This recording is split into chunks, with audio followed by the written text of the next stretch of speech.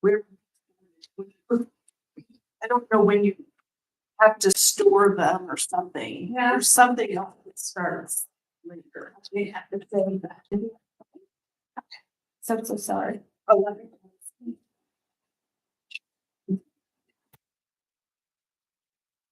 Maybe she brought food. No, she was out of town. Oh, okay. Oops, I was supposed to. For this packet. Only the best here. I like mine's red.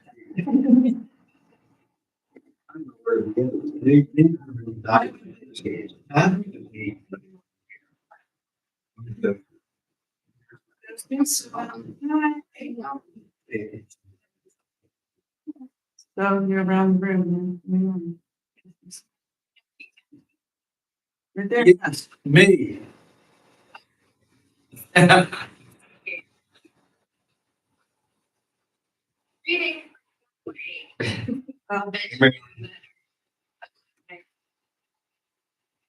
Did you already do the pledge and all? Or do we No. do that? Okay. All right, we're a quorum. All right. Let's call the meeting to order for August 26th. We'll start with pledge. I pledge allegiance to the flag of the United States of America. And to the republic for one under God, indivisible, with liberty and justice.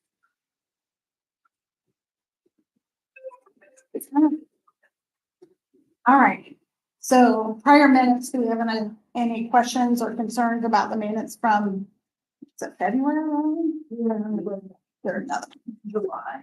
Okay, I was gonna say. I got it. You printed it. This says February at the top. All right. We'll come back to that. So that's fine. Not a problem. We'll just come back to it. I'm gonna open the public hearing for the preliminary of 2026 budget. Are there any public comments? All right, well, and do we let Mike go before I close the public hearing? Oh, yeah, I usually have time to kind of walk through points. Mike will give his forecast All right, and explanation things. all right. Yes, absolutely. Go ahead, Debbie. Take it. Well, why don't we, Get started. yeah, why don't we do that? After one. Yeah. Yeah, we've had to take a little bit of strategy this year. We have do some legislation that passed this year. So I'm gonna start really with just a high level recap.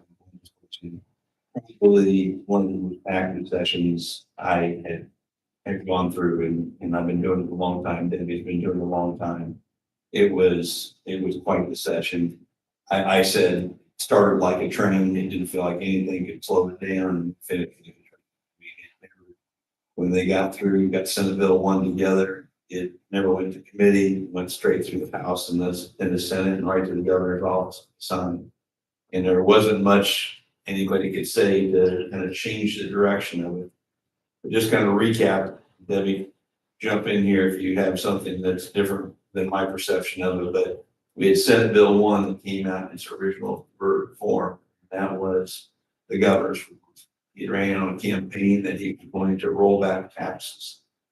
And it was pretty significant. And it wasn't just harming townships or counties. It was a pretty big swipe of property tax, which would affect all local government.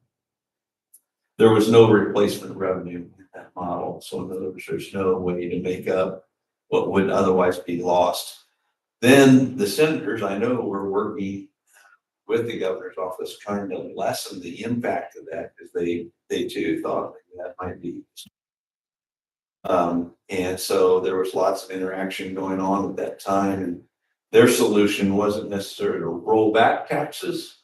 Their solution was to limit future taxes, and they were going to give us 0% levy growth in our first year, 1% in 27, 2% in 28, and then we go back to a 6-year non-farm personal income tax model.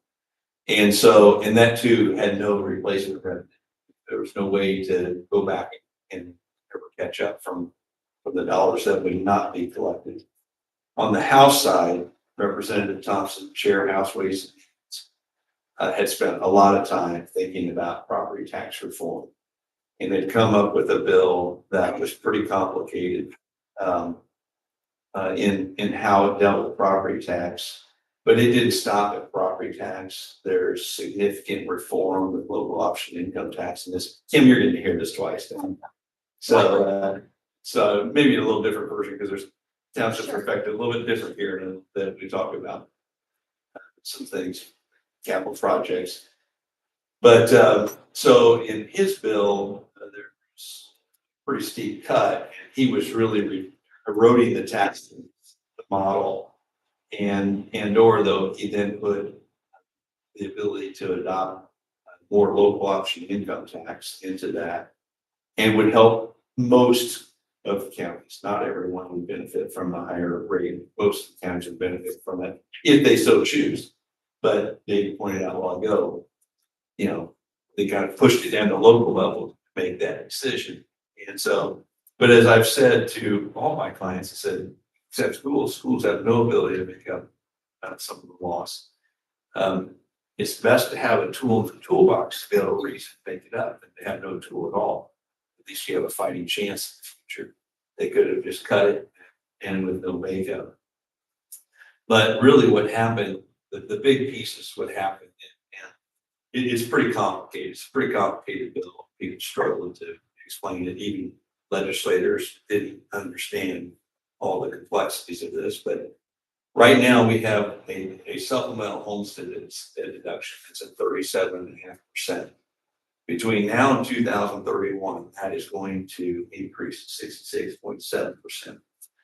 And so essentially, I use a $300,000 house.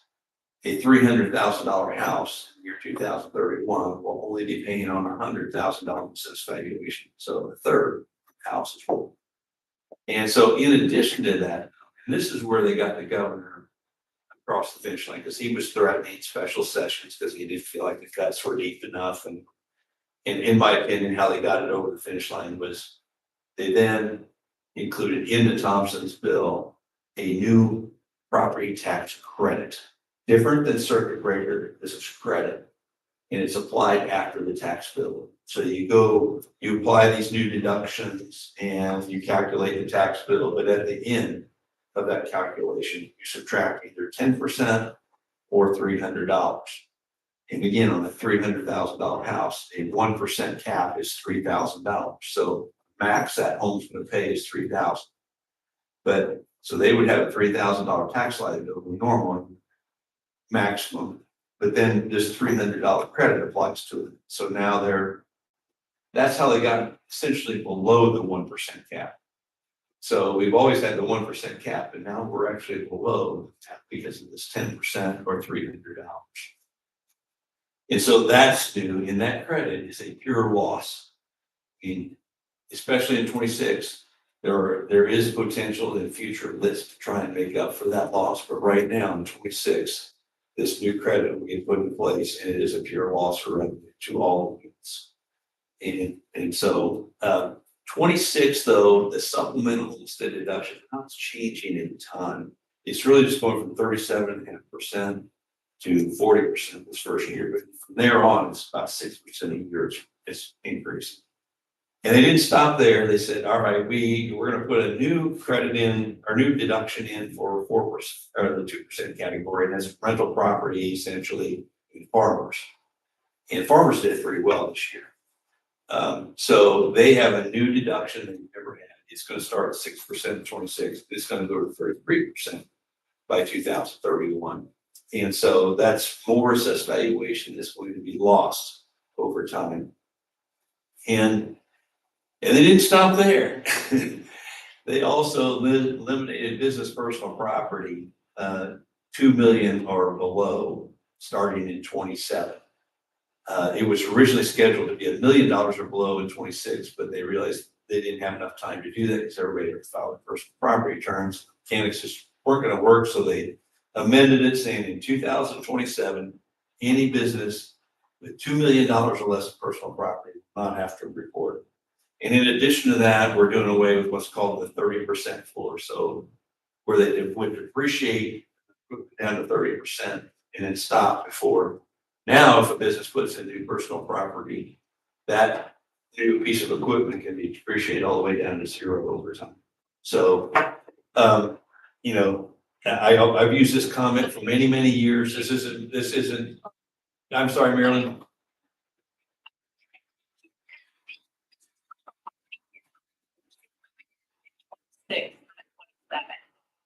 Assessment year 26, payable Oh. 27. Hey, 127, for Okay, okay. I'm sorry, Marilyn, you're right. I meant payable in 27. Our net 80 27 will go down as a result of that. Not in 2026, yeah, did not affect that. Now, so, you've all probably heard me say this over the years. This wasn't my original quote, but the only fair tax is the one someone else pays. And that's what we keep moving it around. What the responsibility of it is. Homeowners got hit really hard in the last 2 years because assessments were compounded at 20%. You know, just really big hits, obviously, had raised the circuit breaker limits. But we're really kind of moving stuff to income tax. They're really moving off property tax to income tax. And so if you don't have property and you have a lot of income, you hate this idea. But if you have a lot of property and very little income, you love this idea. And so that's the whole fairness question, right? And this was a quote in the IBJ, not my quote. And I love this quote, whoever thought this. Some young person, I think you've already heard me say this. Some young person had discovered that congratulations, baby boomers.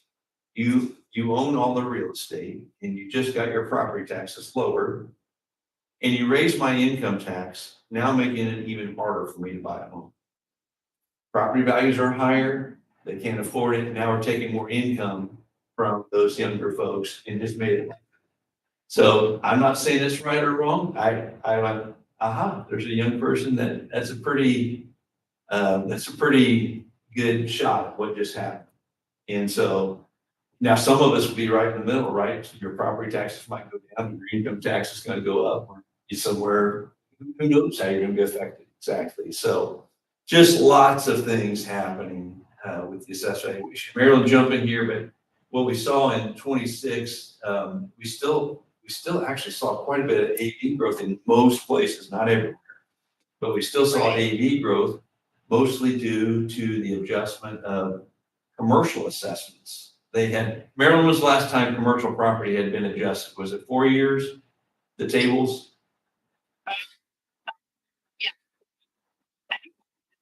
Was it more than that?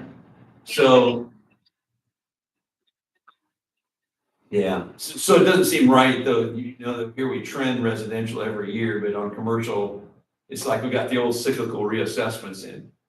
So,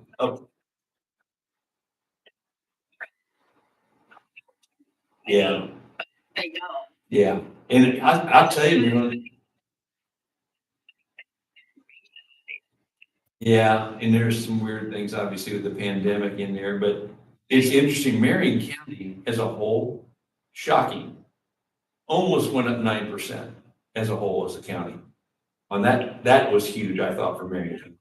That's way more than Hamilton County. I mean, that's huge. So you're seeing all kinds of results across the state. I was on with policy analytics today. They have one county that's up over 20%. The value, the assessment's up. So producing all kinds of wild results across the state. I would say this, and I'm gonna get into your numbers. Hamilton County has a strong tax base and we have a strong income base. If we can't weather this, nobody's gonna weather it. And there are going to be a lot of units hit the wall way before we do. And so I hate to say that, but that will cause the pendulum to swing. It's going to take some units to fail under this model before they start to react to that. I personally think what they might be shocked by at the state level is not 26, because it's still going to be a rate conversation, a property tax rate conversation. I think they're going to be shocked by how quickly tax rates go up starting in 27. Because like these commercial values, they're not going to, rental property is not going to get adjusted next year, but they're gonna get a new 6% deduction. So although their taxes are probably going up this next year, even with the 6%, next year they'll go down because they won't be adjusted and they'll get a new 6% each year. And so farmers did real well. They got their capitalization rate lowered and their farm ground per acre probably decreased about 7%. And then they also got the 6% deduction. So you get out in a rural community, you know, this relies on farm ground, they're gonna take a big hit in excess valuation this year. That was effective for 25, pay 26. So just lots of things. I mean, it was just a bizarre session. For the township, Debbie can probably speak to this much better than I can, because she was daily involved with this conversation about townships have too much money. And that born the CIP plan, capital improvement plan. And so initially, when they started looking at townships and the fund balances, they included bond proceeds, they included restricted funds, and really we're trying to get access to those dollars for roads. But now the townships are going to be required to adopt a capital plan. We've had to do it once before, but it was kind of a one-time thing and kind of went away. But this time, there's a little more meat to it and penalties to it if you don't do it, that they can actually do some things to you if you don't lose this capital. And I actually have more information as of today. So I have some fresh information to share. So it's to say the least been very clunky trying to get through this capital projects improvement plan. In that we were supposed to go to the county with it at the first meeting in September, first meeting in August. Well, that was August 6th. How do you take a plan to the county council for review when the plans haven't even been reviewed by the township? And so the DLGF has come out on a position on that saying, we're not going to take exception to that. If it didn't get done, there's no penalty for that. There's no penalty that they're aware of for not doing that step. As of today, I met with Ryan Burke, the field rep, to review balances and so forth. I said, so Ryan, what's the position of the DLGF on advertising? Now, to be safe, we have done this, okay? But we originally had everything moved up because of these plans, because we wanted to have the public hearing and adoption all before September 30th, so we can get through this process. But they're taking the position, all they care about, the DLGF, all they care about is the CIP plan has an adoption date before September 30th. They're not taking issue with the public hearing or an advertisement. But State Board of Accounts did. So no penalty on the DLGF side. You could get an audit exception if you didn't advertise on the State Board of Accounts side. That's usually just kind of you should have advertised.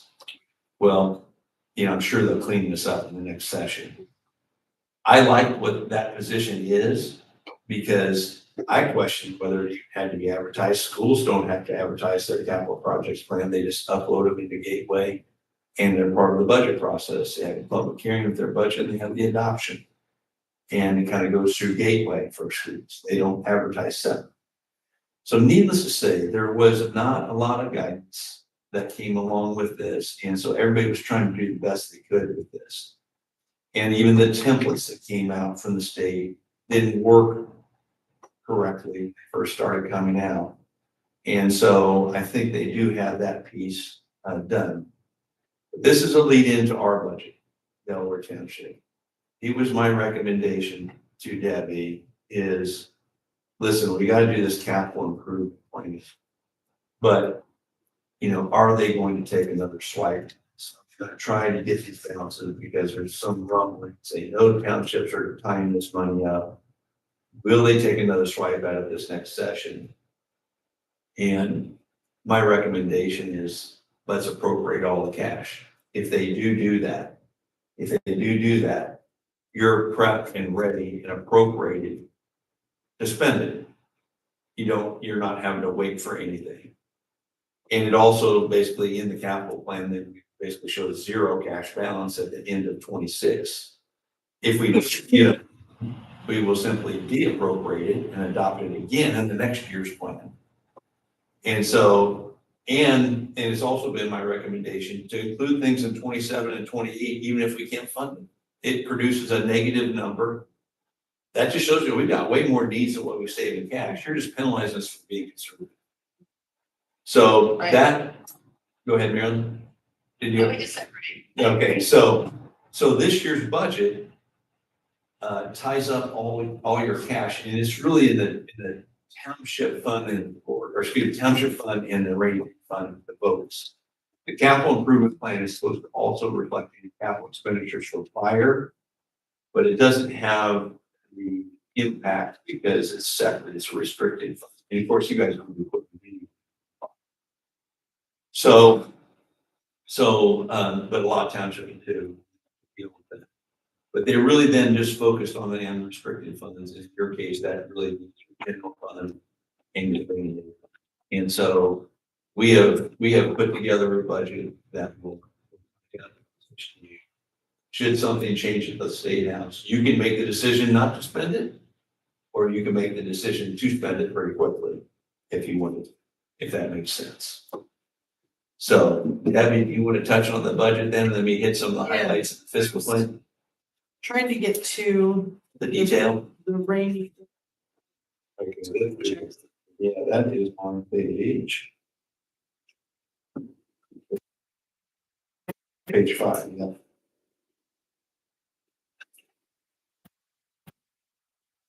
Page 5 of the fiscal plan, if we spend all the 75,000, that's it. We'd have 287,000 this year. And if we appropriate 250, that leaves $37,000. That's not obligated. So when we do the form, it's going to try to take 30% of that number, which is 90 grand. It's going to put it on that form as available to transfer to the road. Just so everybody understands, I'm all up to speed on the road fund. We have to establish a road fund, townships do. And then the way the bill started was everything but 15% of your budget that is remaining at the end of the year had to go to the road fund. Which basically would wipe everybody clean. So you could have money set aside for your ensuing budget, your debts, things like that. And then they were going to take 85% essentially of what was left. So ITA lobbied hard against it, and we actually lobbied for the CIP. Because we maintain that if we're saving money for a specific reason, then isn't the most important thing that we disclose that to the taxpayer and be able to continue to project forward for capital projects. Well, they agreed with the CIP, and we got the percentage, how it was calculated, changed. So like Mike said, your remaining balance after you do the formula, 30% of that has to go in the road fund. And then the road fund is set aside to cooperatively do infrastructure projects with either the city or the county. I know So I they've want our put all the- $9,000 to go for it. Right? That pothole, that one. Yeah. So they basically put all the townships into the road business because their road fund is short big time. And they were looking for some way to make up the difference, and they saw townships as the way to make up their problem with their road funding. And so, And it originally included fire and all the other funds too. oh yeah, it did. We At least negotiated fire- like crazy. Yeah, to get that fire, out. you know. It was nuts. I mean, the way that it started, I mean, it's hard enough as it is, to deal with, but the way that bill started, it was atrocious. But I even asked Jeff Bellamy, can we do this, or did I ask you if we could go retroactive? Like, okay, we just did all these interlocals for all this infrastructure. Can we get credit Yeah, for what we put in? I guess not, but I just find it interesting that we did ours. I ahead. think the capital improvement. It's just that because the DLGF had so many things on their plate as a result of the session, the information came out late. It wasn't real clear guidance on if you had to have a public hearing, if you had to. Yeah, From 2019 statute. And that was identified. Everybody told us this old language is going to trip people up, having to take it to the county council, that kind of thing. And sure enough, it kind of went haywire, but yeah. so the good news is, I like this, the good news is that the DLGF's only position, as long as there is an adoption date before September 30th, that's good news. I think it's We will good. be preparing a CIP for this board to consider and adopt. Are we doing it the next meeting? Okay, so the adoption, the budget adoption will also And have this. it's also my understanding, they aren't focusing so much on the front page, they're just making sure that even if it's zero, they want you to put zero on. It produces a hash mark, but they want to know if somebody actually looked at the plan and did something with it. And so, like, to me, the most important part is the need, which is in what we're saying we're going to spend it on, not so much that front page. But nobody's gonna look at that except taxpayers that are interested. Yeah. You'll look up our CIPs, won't you? David likes numbers. So with that, you also have a copy of the township budget form 1.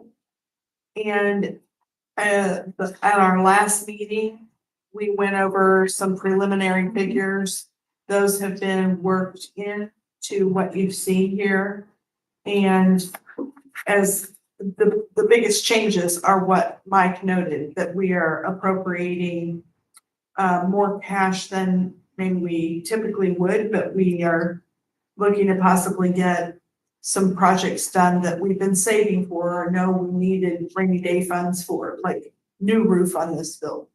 Things like this that we might be able to consider, or we continue to save it for other projects.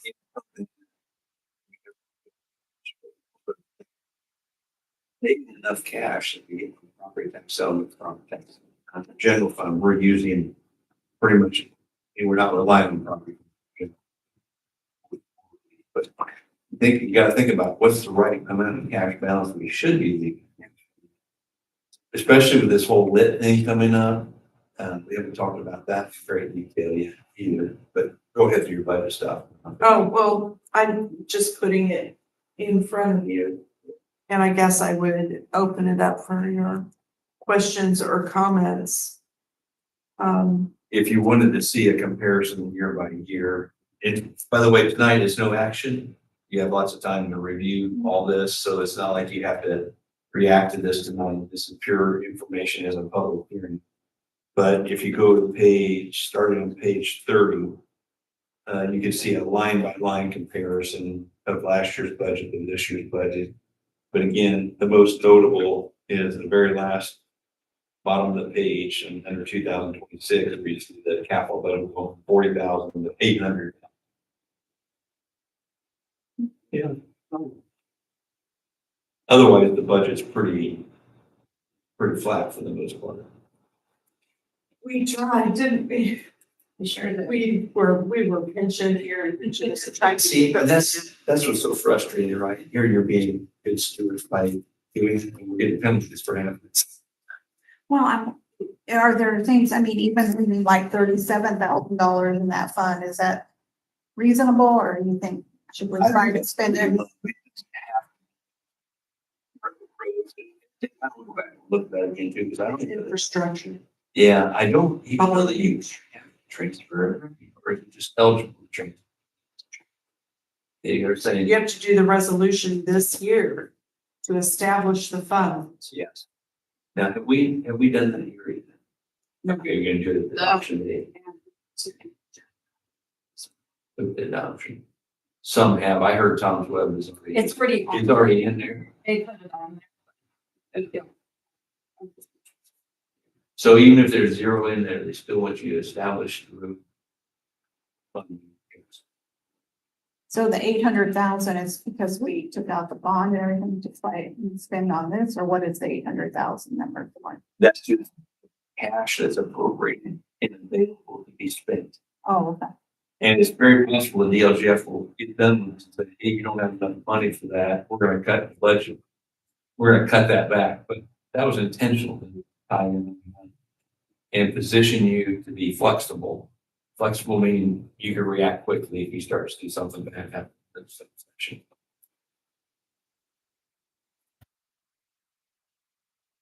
Some of the other highlights, so this session, 4% levy growth is what they're allowing. It's just, in other words, your maximum levies are going at 4%. This was a disappointing piece of news. Go to page 28. Local option income tax in Hamilton County did not do well. This is a certified number now. And if you look at 2026 and come across, you see the 269 billion. That the total county lid only increased 2.7%. That is not good for Hamilton County. That should have been higher than that. I'm going to give you some counties around us as an example. It was over 11% in Hancock County. It was 4.5% in Johnson County. It was over 5% in Marion County.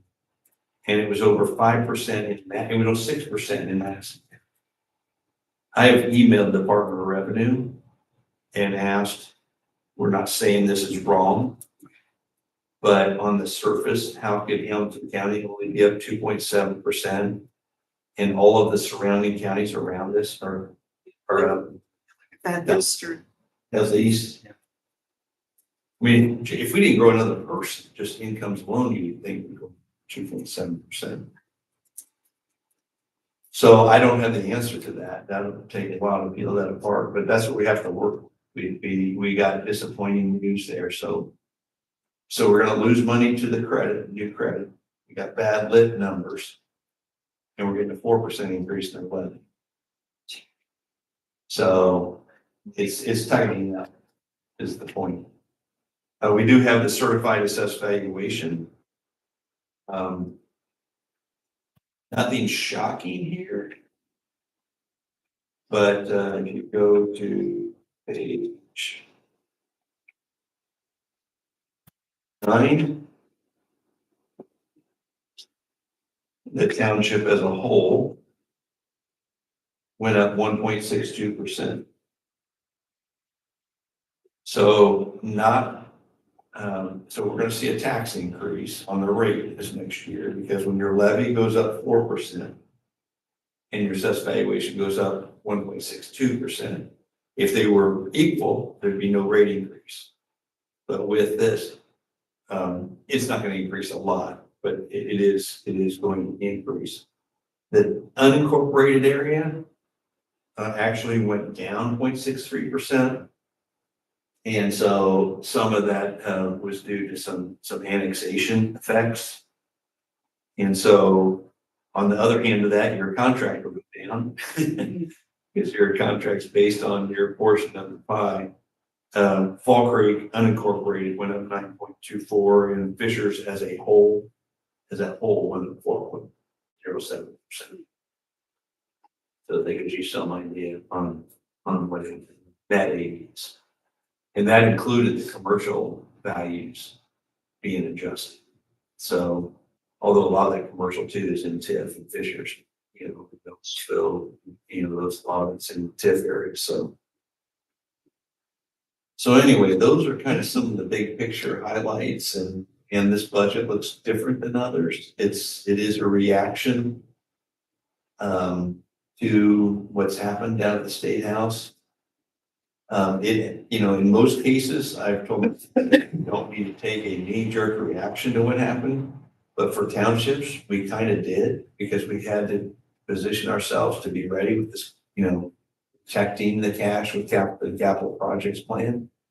And so that helps us kind of protect that. So that piece is how we are doing it. But it was not a friendly session. And I think there's going to be a lot of conversation about lit this next session again. So let me talk to you about local option income tax.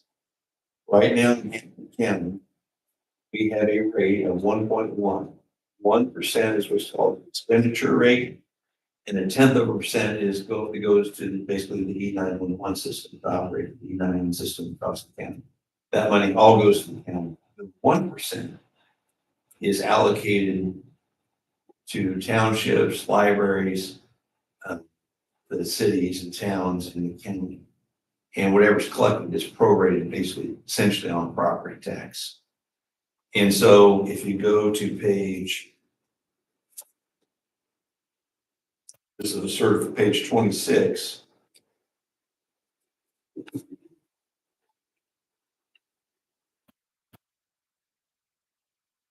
We represent 0.3% of that pie.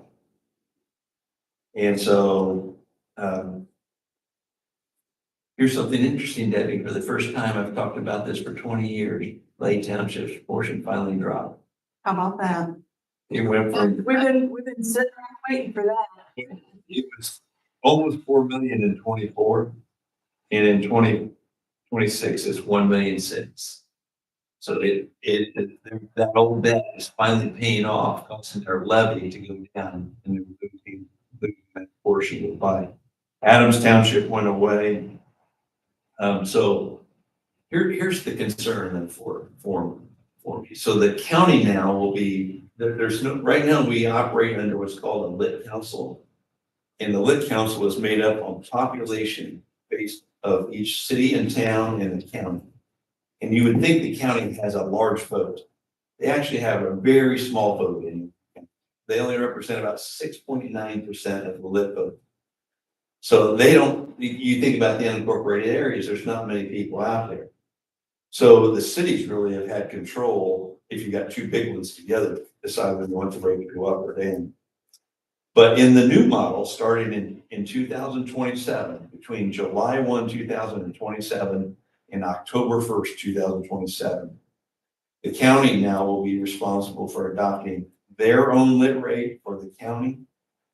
They will be responsible for adopting a lit rate for the townships. And they will be responsible for adopting a lit rate for the libraries. And then the cities and towns will be responsible for adopting their own lit rate, much different than the models before. And so that will get very political. Right now, the townships under this year represent 0.29%. The townships are going to want to lobby for 0.05, but it's going to be hard to get them there. And the model of distribution is no longer going to be based on levy, it is going to be based on population. And so that is a big change in 2028. And so the county can adopt up to 1.2% for themselves, and they won't even come close to that. They won't even get it to 0.5 on their rate. The cities and towns might all have different rates, depending on their needs. And so that's likely to happen, because what 1% collects in Carmel is not going to be the same 1% that's collected in Noblesville. Now in Fishers, this is probably a better model for them, because we've been shorted so much over the years because of the whole property tax calculation. And so they got some legislation through to fix most of that. But in the future, it's actually probably a better thing for Fishers to be able to adopt their own rate, because it will come back directly to Fishers. But where the townships are exposed is it's totally up to the county to adopt a rate for the townships. And that rate then, whenever it's collected, will be distributed by population. So that I anticipate is going to get a lot of conversation in this next session because it's not a perfect system what they've got going into 28. We're gonna live in the old system for 2026 and 27. In 28, we go to this new real-time approach. And the county council is gonna have to make that decision in July of 27, or to be effective January 1, 28. So that I anticipate more conversation. So 26, we kind of know what 26 looks like, right? So there's just a lot of question marks there. But David, going to your comment earlier, as the assessed valuation starts to bring on all the new deductions, that tax base is going to erode. But if levies keep going up 4%, tax rates are going to go up. So. Are there any questions? Yes, we can Yeah, ask that, right? This is a public hearing. Oh. Yes, we are. Mike, how does the state calculate what Fisher's, income tax rate? How are they going to do that with different zip codes? I 100% agree. They claim they're going to use the GIS system. I have not lobbied literally, but I have suggested that we need taxpayers to report the taxing district they live in on their return, not just the county. Right now, you report the county. And you may think, oh, we can't do that, nobody's gonna know. Well, that's how we do excise tax now. When you go to the license branch, you tell them where you live, and then they put you in the district in which you live. Why can't we do that with income tax? And then there's no question about where that person lives, and it comes back to the right place. I'm not a big fan of GIS because some are good systems, some are bad systems. And to your point, we got multiple zip codes. How are they going to keep up with annexations to know they got the right maps to capture all that lid? I heard another good idea actually that I liked a lot from David Bodar just the other days. Lobbying maybe to put the parcel number on there. Now that may sound crazy, but if you put your address in there and it pops up an apartment, it's a parcel number. It doesn't matter if it's an apartment, it's the parcel number. They put it on there, then it would get the right tax district for distribution. Kind of like that. Their parcel. Well, you have to have a system like put your address in, so that address is this parcel number. So that would take some work. I like that. Would be very accurate if they could get a system to do that. At a minimum, I think they should take my suggestion, like, why would you do it any different than excise tax? It's how we do it now. We've been doing it that way for years and years and years. Mike, Yes. I have seen so many mistakes with people putting that on excise though, back in the day when we used to do, RVs and trailers and stuff. They never got that information right. I totally agree. I witnessed that over the years. But they could pretty easily come up with a system, even at the license branch or even for the accountants, say, put your address in and say, is that where you live? The accountant would go, okay, you're in the city. Or you're not in the city. And so I think in today's technology, they can make that pretty easy with a map.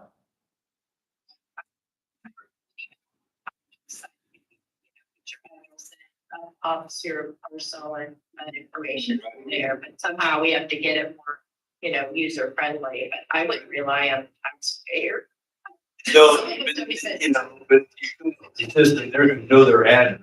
They go on the return, they plug it into the database instead, put your address in, it pops up the taxing district 4. That's the best way to go. So anyway, yeah, the other way was never perfect, but in my opinion, it's still better than GIS. Yeah. Because you got people that may use a post office box on their, Right. so. Everybody has a physical address, they have to, a physical location address. I mean, they may have a PO box for mailing, but they have to have a physical location address. Right.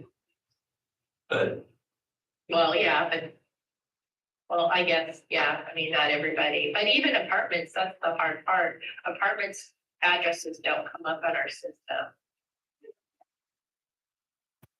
well, like I said, I don't, it's not a perfect system.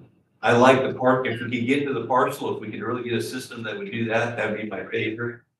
But if you can't get to that, then report where you live.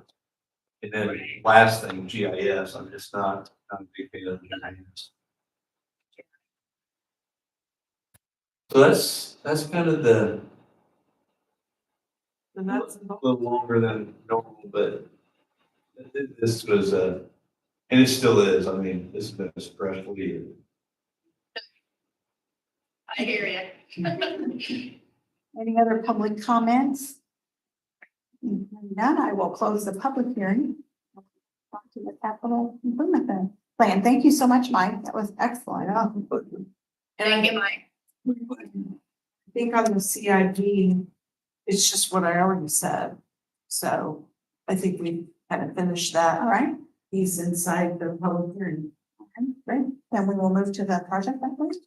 Well, you can probably see that they've started doing some things around here. It's kind of a big mess and the drywall in the community center is almost put back except for the ballroom. But when you walk through the rest of the building, they were so fast. I can't believe how fast they can do that. But you know, they had to do that flood cut throughout the building, about 2 feet or so. So they've got that all put back and moving right along with the community center, the park, they are moving quickly on it as well. They've got the restroom blocked up. You saw that. Oh, great. So that's moving along great. You can see that they've started moving dirt here on the west side of this building for the expansion. So it's hopping. It's hopping. I mean, Yeah, they should start the trail connector here later this month. Oh, good. Yeah, by the end of the month, they should start. We've only done Thanks. this a week. That's Not even right. that. I guess they better get going. That's a better. It's Oh, probably yeah. not gonna happen in August.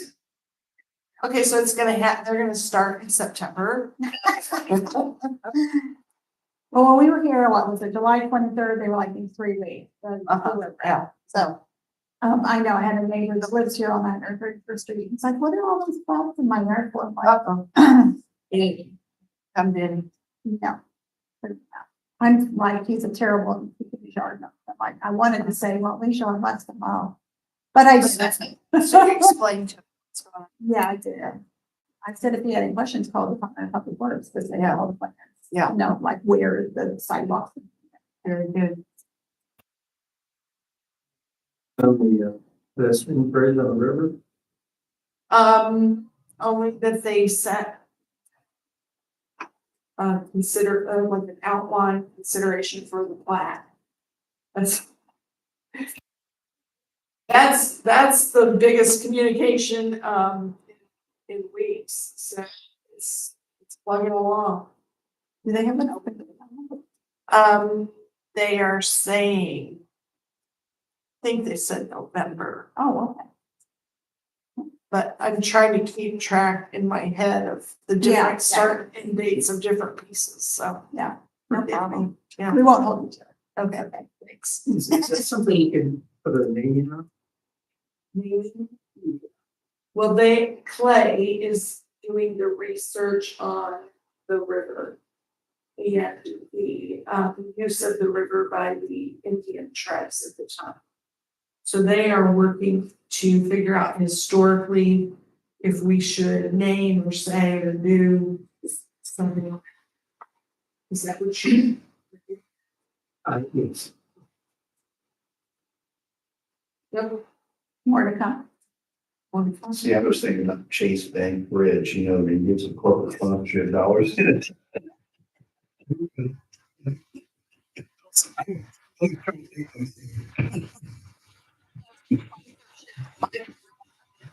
Andy Moore Bridge. Old business? You want to do that? Or do you want to say next time?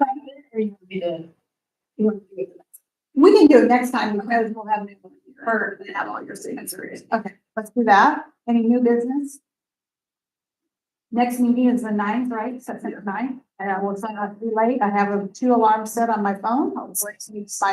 I put it on silent all day for work and I just, it's busy doing dinner, so I apologize. So motion to adjourn? I mean, like, All right. Motion carries, so we will see you on the 9th. thank you for being present today. Hey, no problem. Got your cover there. Be back. Oh, we're. Yeah, I'll get it for you. I'll have it next time if that's okay. Yeah. Okay, perfect.